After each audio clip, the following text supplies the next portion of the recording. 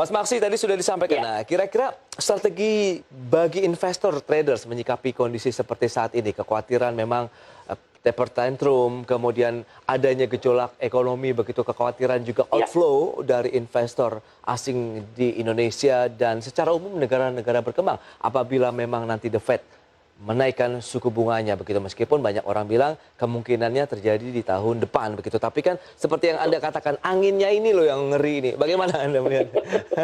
Baik, jadi memang betul Mas Bas bahwa Ya. anginnya ini yang begitu luar biasa gitu kan, karena nanti bisa buat kita masuk angin kan begitu. Siap. Nah, sebelum anginnya datang kita minum tolak angin dulu kan begitu Mas Bas. Baik, Jadi baik. memang kalau kita lihat sebetulnya hari ini atau nanti Ya. gitu kan ya, tentu ini akan harus kita hadapi juga. Betul. Nah, yang jadi pertanyaannya adalah nomor satu yang mesti kita lihat bahwa pemulihan ekonomi di US itu bukan sesuatu yang main-main. Iya. Bahkan kalau kita lihat expected inflation-nya saja Betul. untuk rentang 12 bulan itu sudah berada di 4,6% expected ya. Yes. Itu artinya apa? Berarti ada pemulihan yang sangat cepat itu dilihat di US. Apalagi kalau kita lihat tadi pagi sekitar jam 4 pagi Ya. bahwa The Fed sudah mulai akan mengurangi portofolio corporate bond-nya.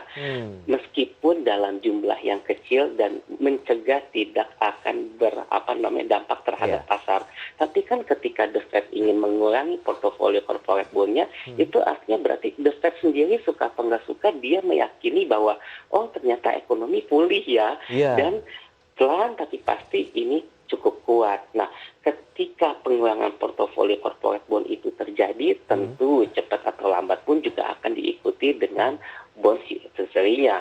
Nah, sejauh ini kalau kita lihat memang tingkat suku bunga The Fed akan mengalami kenaikan setidaknya di 2023 awal atau 2022 akhir. Tapi kan sebelum orang menaikkan tingkat suku bunga, Yes. tentu harus ada fase taper tantrum. Nah, Betul. fase ini yang kemungkinan kita akan alami.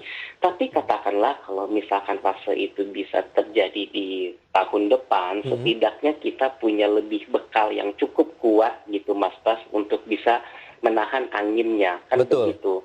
Nah, pertanyaannya adalah bagaimana kalau ternyata anginnya datang lebih awal dan kita belum siap. Justru kita menjadi sebuah kesempatan yang sangat baik Ya. untuk kita bisa melakukan penjualan terlebih dahulu. Saat ini apabila kita punya posisi gitu kan ya, katakan posisi dengan harga yang cukup rendah, Oke. kita perhatikan momen di mana kita bisa jual di harga terbaik. Nah, jadi ketika nanti angin itu masuk gitu kan, angin itu datang, fase itu datang, Yes. kita boleh melakukan akumulasi beli kembali. Begitu Mas Pras. Oh, itu dia strategi investasinya dan kita akan sampaikan